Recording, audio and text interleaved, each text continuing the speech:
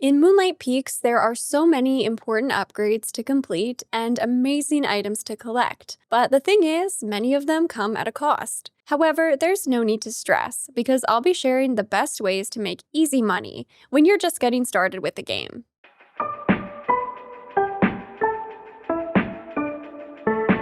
Hello friends, Sarah Sunstone here, and welcome back to Wish I Knew. In today's episode, I'll be sharing 10 ways to make easy money in Moonlight Peaks, specifically in early game when you need it the most. Please go ahead and shine the lovely like button if you find these videos helpful, and make sure to subscribe to my channel with your notifications on for more Moonlight Peaks content. Otherwise, without any further ado, let's get right into it. First up, one of the easiest ways to start making money in early game is beachcombing. There are 3 main beaches to visit. The most convenient one is actually the private beach, found directly on your homestead. There's also another small beach located just northeast of your farm in Moonlight Pines. And although it's not accessible from the very beginning of your gameplay, once you progress the main story, you'll unlock Misty Shores, which offers a huge beach with plenty of shells to collect. These are great because no stamina is required to collect shells, so you can check the beaches daily if you'd like and make some decent coins selling them. The smaller shells go for 10 coins apiece, and the larger ones will go for 30. And since there's such an abundance of them and they refresh very regularly, this adds up quite quickly. Another amazing way to make easy money is by using your shovel to unearth treasures from dig spots. You can find these sparkly spirals on the ground all around the map, including on your farm, at the beaches, in the mines, and across all the major map areas you have access to in early game. So keep your eyes peeled and your shovel at the ready. Sure, this will require a little bit of stamina, but it's more than worth the trade-off. There is a chance that you'll dig up some trash or less valuable resources, but most of the time, the rewards are amazing. You can actually just dig up entire piles of coins, but you can also find free seed bags, which once grown is 100% profit. And the best part is that there's even a rare diamond drop, which, if you find one, can be sold for a whopping 2,000 coins. Foraging is also another excellent way to make money easily when starting out in Moonlight Peaks. This is another activity that doesn't require any stamina and has lots to offer, depending where exactly you are on the map. In Moonlit Pines and Howling Marshes, you can find an abundance of flower varieties, fruits, veggies, and herbs, all of which can be gathered by hand and sold for profit. You can also pick tons of flowers on your homestead, and while individually the flowers aren't worth a lot, it's super easy to collect a huge stack of them, and once again, this really adds up. Also, the same goes for mushrooms found in the mines once you unlock this location on the map. There's a huge abundance of common mushrooms found in the Cave of Echoes, which is located in Misty Shores. So you can easily collect a huge stack of these each time you visit the caves and sell them for some decent coin. Now, the first main quest in the game requires you to grow grapes, to then ultimately process into bottles of wine. And this just happens to be one of the best money-making items available to you in early game. However, a good rule for anything you grow on your farm is to process it in some regard before selling it, whenever you can. The kegs specifically are amazing for increasing the value of your produce, but you'll unlock even more crafters and makers as you progress your gameplay, so you can make jams, you can dry herbs, and just create all sorts of artisan goods. Now, a really important tip here is to be mindful of the quality of produce you're using. And there's actually a little warning label on the makers, which indicates when you'll be mixing higher quality with lower quality, which you don't want to do. I highly suggest saving star quality items for when you have enough to make a full batch of wine, for example, or process extra individual quality items into something else, like jam, to get the most value out of your quality crops, because a bottle of quality wine, for example, sells for a good amount more than the base quality. As you find your footing, you can start bringing home ranch animals quite early on in the game. You'll just need to save up 4,000 coins to purchase a barn at Howling Hammer, which is a great investment. Sometimes you do need to spend money to make money, and you can start out with a chicken or 2. They'll produce eggs with a chance to drop even more valuable golden eggs. The next ranch animals that will ultimately become available at Luna's ranch are the Calculas, the Draculams, and the Pigoats, all of which produce milk, while the Draculam also produces wool. These goods can be processed into artisan products before selling using the cheese press and the loom. though I might suggest holding on to the fabric you make for crafting. In addition to these profits, ranch animals will also produce fertilizer, which can be used when planting crops to increase the quality of what you grow.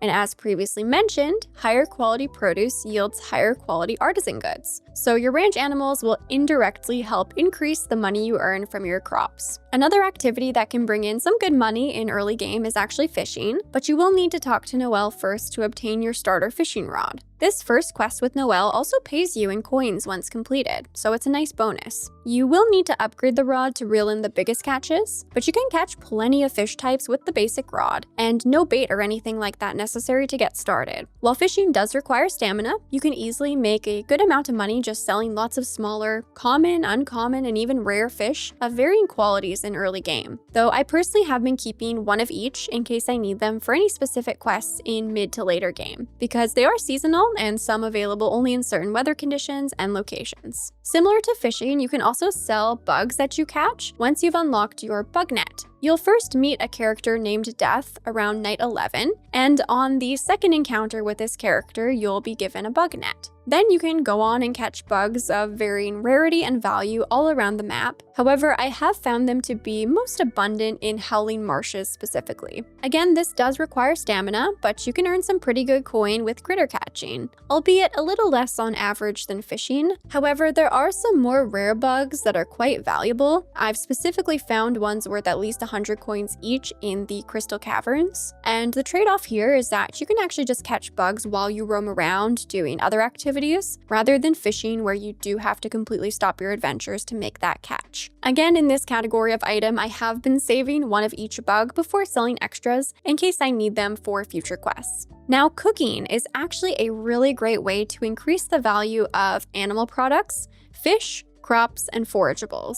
And you'll have an oven right from the beginning in your starter house, but you will need to collect recipes over time. You can purchase cookbooks at various shops around town, which you could consider, but you can actually find tons of recipes for free as random drops, especially in dig spots. So I would recommend saving your money and collecting the free recipes first, because there's lots of great ones to work with as you build out your collection over time. It seems like on average, the value of ingredients is about doubled by cooking them. So for example, rather than selling a plain egg for 20 coins, you can simply fry it up and sell it for 40. Another really simple example is you can take the violet fish found in the Moonlight Pines rivers and turn it into sashimi to significantly increase its sell value. This rule also seems to apply for more valuable and complex recipes and appears to scale with the quality of the ingredients. So the more ingredients you add to your arsenal and the more recipes you collect, the more you can profit from cooking. This is just another reason why I really recommend holding on to many of the raw ingredients you'll collect, so that once you have a better way to process and sell them, you'll be prepared. Of course, do keep in mind that with cooking, many recipes do offer some really good stamina and mana benefits, so there is a trade-off here, money versus energy, which can be used in many ways to make money with the opportunity for more actions. But if you're planning on selling the eggs and fish, for example, anyway, you might as well cook them up and increase those profits. Town requests are another great way to make easy money, and the odd jobs offer a really nice variety of activities to help switch things up. Around night 14, you'll unlock Albertus's job board, which can offer multiple requests at a time, and you don't have to just pick one, you can pick them all up. The board also refreshes regularly, so be sure to check back often to pick up new jobs. There are time limits for them, but they're quite generous and do scale to the complexity of the task. Some will ask you to search for a lost item in exchange for some coins, and others might request certain items at an above market price. There are even a few requests that are listing free items for pickup, many of which are actually fairly valuable, so you could sell these items if you'd rather turn a profit than use or consume whatever was on offer, which leads us perfectly into another easy way to make money, which is perhaps the simplest of all, and that is receiving and selling gifts. Outside of the free items for pickup through town requests, you can also receive gifts in the mail. In fact, your mom will actually send you 1,000 coins within the first week or so of moving to Moonlight Peaks, so be sure to check your mailbox whenever you have an alert. Plus, as you level up your relationships with the local supernatural residents, simply by chatting with them, helping them out, and giving them gifts, you'll also unlock chances to receive gifts from them in conversation. And there are also many character events or cutscenes where you get to go home with a little treat. These are just more items that you can sell to earn some extra coins. And I also have a little bonus tip, which is that when you first start the game, there will actually be some lawn chairs tucked away in your home storage, which you can sell immediately if you don't want them for some easy, quick money. Finally, I just wanted to mention a few smart investments because, like I said earlier regarding the barn, sometimes you do have to spend money to make money. I definitely recommend investing early in the first inventory upgrade, which is available at Web of Wonders, so you can gather more resources when out and about. This saves you from having to make trips back and forth to your farm to unload your bag, which in turn will help you maximize your time and earn more in the long run. The same can be said for building a well early on. I recommended this in my 50 beginner tips and tricks video, which I highly suggest watching if you haven't yet for lots of helpful pointers. I will have that linked in the description along with tons more Moonlight Peaks content. But just to reiterate here, building a well will save you on so many trips going back and forth to fill up your watering can, which will help you grow even more crops